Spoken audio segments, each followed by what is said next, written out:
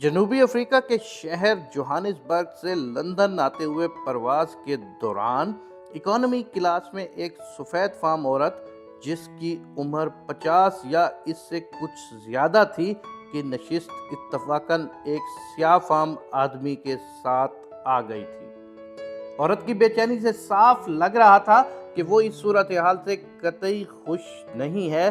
उसने घंटी देकर एयर होस्टेस को बुलाया और कहा कि तुम अंदाज़ा लगा सकती हो कि मैं किस कदर बुरी सूरत हाल से दोचार हूँ। तुम लोगों ने मुझे एक स्याह फार्म के पहलू में बिठा दिया है। मैं इस बात पर कतई राज़ी नहीं हूँ कि ऐसे गंदे शख्स के साथ सफ़र करूँ। तुम लोग मेरे लिए मुतबादिल सीट का बंदोबस्त करो।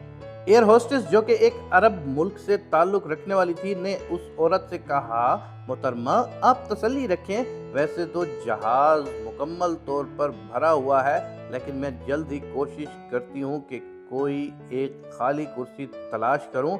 एयर होस्टेस गई और कुछ ही लम्हात के बाद लौटी तो उस औरत से कहा, मोहतरमा जिस तरह के मैंने आपको बताया था कि जहाज तो मुकम्मल तौर पर भरा हुआ है और इकोनॉमी क्लास में एक भी कुर्सी खाली नहीं है। मैंने कैप्टन को सूरत हाल से आगाह किया तो उसने बिजनेस क्लास को भी चेक किया, मगर वहाँ पर भी कोई सीट खाली नहीं थी। इत्तफाक से हमारे पास फर्स्ट क्लास में एक सीट खाली है। इससे पहले कि वो सफ़ेद फार्म औरत कुछ कहती, एयर होस्टेस ने अपनी बात को मुकम्मल करते हुए कहा, हमारी कंपनी वैसे तो किसी इकॉनमी क्लास के मुसाफिर को फर्स्ट क्लास में नहीं बिठाती, लेकिन इस खसूसी सूरत हाल में कैप्टन ने फैसला किया है कि कोई शख्स ऐसे गंदे शख्स के साथ बैठकर अपना सफ़र हरगिज़ तय ना करे। लिहाजा एयर होस्टेस ने अपना रुख स्याह फार्म की तरफ करते हुए कहा, जनाब मोहतरम, क्या आप अपना दस्ती सामान उठाकर मेरे साथ तशरीफ़ लाएंगे? हमने आपके लिए फर्स्ट क्लास में मुतबादिल सीट का इंतज़ाम किया है। आसपास के मुसाफिर जो इस सूरत हाल को बगौर देख रहे थे, ऐसे फैसले की कतई तवक्को नहीं रख रहे थे। लोगों ने खड़े होकर पुरजोश अंदाज में तालियां बजाकर इस फेल को सराहा कि जो कि उस सफ़ेद फार्म औरत के मुंह पर एक किस्म का जन्नाटेदार थप्पड़ था। ये फ़र्क है इंसान की सोच में और इंसान के इखलाक में।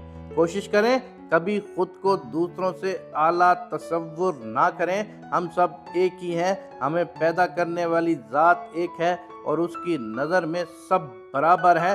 रसूल अकरम सल्लल्लाहु अलैहि वसल्लम ने फरमा दिया था, आज से 1400 साल पहले ये बात कर दी थी कि किसी अरबी को अजमी पर और किसी अजमी को अरबी पर कोई फ़ौक़ियत हासिल नहीं माँ सिवाय तक़वा के।